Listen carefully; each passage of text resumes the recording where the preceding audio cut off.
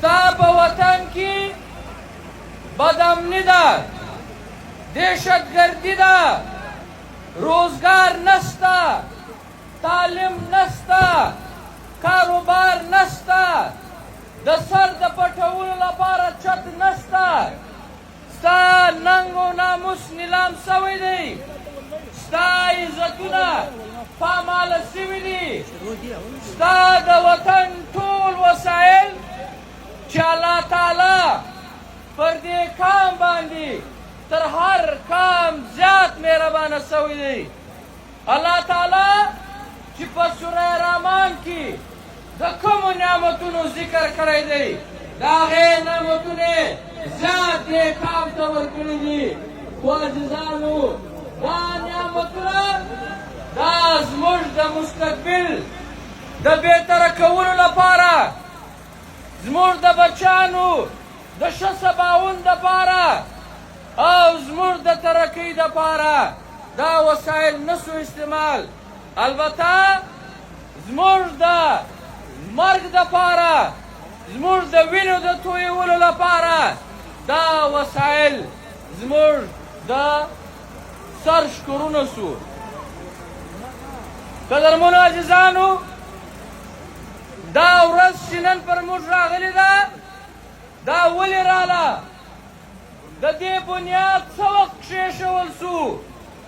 تاسو ټول په دې ولد یاست چې کله د پاکستان واکدارانو دا پالیسي جوړه کړه چې دوی به افغانستان د ځان پنځمه صوبه جوړوي، دوی به افغانستان نیسي. د هغې راسې رانیولې بیا تر ننه ورځې پورې او د پولې پر هاخوا او د پولې پر دې خوا باندې پښتانه افغانانو د خیر ورځ نه ده لیدلې. عزیزانو، په دې ځان پوهېول پکار دي. په افغانستان کې څه وسو؟ په افغانستان کې یو انقلاب رالی. دا انقلاب د افغانستان انقلاب و. دا یو مترقي پسند انقلاب و. دا د خوارکشو دپاره یو انقلاب و. خو علمي استعمارګرو، دا امریکنانو، دا عربیانو او ورسره د پنجاب مقتدرو طبقو دا انقلاب په مینو سور کوي. عزیزانو، هغه وخت هم مشرانو به دا ویلې، خواست پې کولی چې ای کامه هلته جهاد نه دی، هلته فساد روان دی، ستا وطن نیسي، ستا بچي وزني، ستا تاریخ دا مسخۍ درځه پر دې راپورته سي. خو بدبختي دا وه چې موږ غوږ نه نیولی، موږ پام نه ور اړولی، دا اور هلته نه ودرېدی. د 9/11 بعد دا اور دلته رالی. د جهان ټول عالمي دهشتګرده دا یې راویستو په سوات کې، دا یې راویستو د پاټه په دې ایجنسیانو کې آباد کو. هغه عرب، هغه چچک، هغه ازبک دا یې ټول دلته راویستو. اډې یې ورکړې، پیسې یې ورکړې، ټریننګ سنټران یې جوړ کړل او زموږ دا وطن یې په وینو باندې ولمبولی. عزیزانو، هغه وخت به تاسو یاد وي، ستاسو به ویر نه وي چې دلته به د پښتانه پر سرونو باندې لوبې کېدلې، ستا پر سرونو باندې به دلته فوټبال کولی. عزیزانو، هغه ورځ د پښتانه نه ده ویره چې ستا یو عزیز، ستا قریب، ستا ورور، پلار، زوی نازولی، دا به ټوټې ټوټې کوي، دا به ټوټې ټوټې کوي، دا به وګونیو ته واچوي، پارسلان ته به واچولی او بیا به ورته ویلې چې دې پارسل ته، دې شهید ته، دې سړي ته به یو څوک هم نه ورنږدې کږي. دا به 3 ورځې د یو عبرت د نشان دپاره دلته پروت دي. نو تاسو سوچ وکئ عزیزانو، چا تر دې لوی قیامت بل وی ټوټې ټوټې هر اندام یې پرې وي، سر یې جلا وي، پښې یې جلا وي، لاسونه یې جلا وي، دی په وینو کې پروت دي او ته دومره بېوسه یې چې ته دې مړي ته، ته دې انسان ته، ته خپل پلار ته، زوی ته، عزیز ته نږدې هم نشې ورتلی. عزیزانو بیا بله لوبه ریاست له موږ سره وکړه. د دهشتګردۍ د ختمولو لپاره دلته اپریشنونه وشو. دا موږ په سوات کې ولیدل، په وزیرستان کې موږ ولیدل چې د سړک له یوې غاړې به دهشتګرد ولاړو، د بلې غاړې به فوجي ولاړو. دې دهشتګرد هم موږ وژلو، دې دهشتګرد هم موږ بې عزته کولو او دې فوجي هم موږ بې عزته کولو، دې فوجي هم موږ وژلو. دا وخت هم موږ ولیدی. عزیزانو جهان په پاکستان دا تور ولګوئ چې ته د دهشتګردۍ یو کارخانه په پاکستان کې د دهشتګردۍ اډې جوړې دي.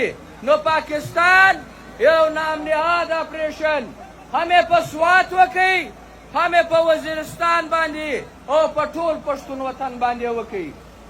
تاسو ټول د دې ګواه یاست. آیا دا اپریشن چې زموږ دا خیال و دا به د دهشتګردۍ په خلاف وي، دا به د بدامنۍ په خلاف وي، دا دهشتګردي په خلاف نه و، دا د بدامنۍ په خلاف نه و، دا ستا د وسایلو د نیولو په خلاف باندې و. د دې مقصد دا و چې د پښتانه وسایل ونیسه، د دې مقصد دا و چې د پښتانه بچی دا بې کوره که، د دې مقصد دا و چې ستا وطن برباد کړي، د دې مقصد دا و چې ستا بچی دا راواخې د پردي ډالري جنګ کې استعمال سي. قدرمنو عزیزانو په 2014 کې په آرمي پبلک سکول کې 200 ته نږدې ماشومان په رڼا ورځ باندې په شهادت ورسېدو. د 4 کالو، د 5 کالو، د 6 10 کالو ماشومان دا هلته په ګنټو باندې هلته دهشتګردي روانه وه، خو ریاست خاموش و. نیشنل ایکشن پلان جوړ سو. نیشنل ایکشن پلان دا دوی ویلې چې موږ به د دهشتګردۍ خلاف اپریشن کو، خو عزیزانو دا اپریشن د پاکستان ټولې اصلې دا زموږ د خلکو په خلاف استعمال سوې. په لکونو خلک دا آی ډي پي سو، په لکونو خلک دا بې کوره سو، دا مزدوران سو، دا خارجي ملکونو ته او د پاکستان په دا نورو ښارونو کې، په سند کې او په پنجاب کې آباد سو. د دې ریاست کم ظرفي دا ده چې یو کام د دومره لوی دهشتګردۍ شکار سو، دا کام د دومره لوی تاوانو شکار سو، په لکونو بې کوره سو. دې ریاست تا ته د کراچۍ رنګه ښار کې هم جنازې درکې. دې ریاست تا ته د کراچۍ رنګه ښار کې هم بنیادي ښاري حقوق چې هر آئین دا وایي چې انسان ته یو ښاري ته د پاکستان په هر کنج کې بنیادي حقوق حاصله دي. آیا عزیزانو د دې ریاست کومه اداره ده؟ کسټم یې دی، پولیس یې دی، اف سی یې ده، رینجر یې دی، فوجونه دي. یوه اداره تاسو وښایاستئ چې د پښتانه وینه د ده پر لاس باندې نه وي. تاسو ولیدله چې یو پولیس افسر راو انوار چې په رڼا ورځ یې د کراچۍ رنګه ښار کې دا خو دوی وایي چې 440 پښتانه دا یې شهیدان کړي دي، خو ریکارډ دا وایي چې تر 1000 زیات دي. د راو انوار رنګه په سلاو دا ظالم پولیس دا په سند کې او په پنجاب کې دي. په لکونو پښتانه ماورای عدالت دا په شهادتونو رسولي دي. نن عزیزانو تاسو یې راواخئ. دا ټوله ډرامه نن واضح ده.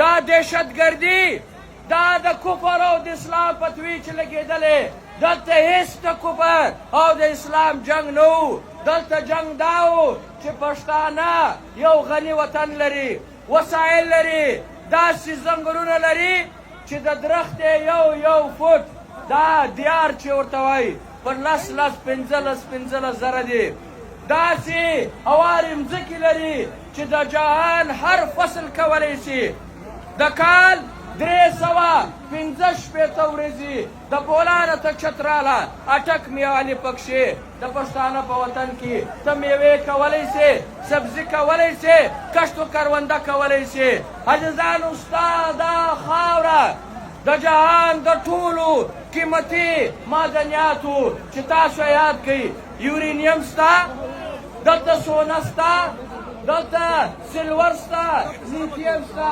ماربل گرینایټ دلته کویله ستا زمرد ستا یاقوت ستا موږ یې یادولی نه شو جپسم ستا د جهان ټول نعمتونه دا ستا د کام په دې خاورې کې دي او عزیزانو موږ ولیدله دلته د ریاست لخوا ستا پر ځنګلونو باندې ستا پر دریابونو باندې دا قبضه روانه ده اتیا برخې اوبه دا د پښتانه دي پاکستان خپله وایي چې د کال د 20 اربې نیولې تر 25 اربه ډالره پورې موږ د پاکستان دا نیري اوبه دا سمندر ته ضایع کوو چې اتیا برخې اوبه زما دي یعنی 20 اربه ډالر اوبه دا د کال خالص سمندر ته ضایع کېږي تر 20 اربه زیات ډالر قیمت اوبه دا پنجاب او سند آبادۍ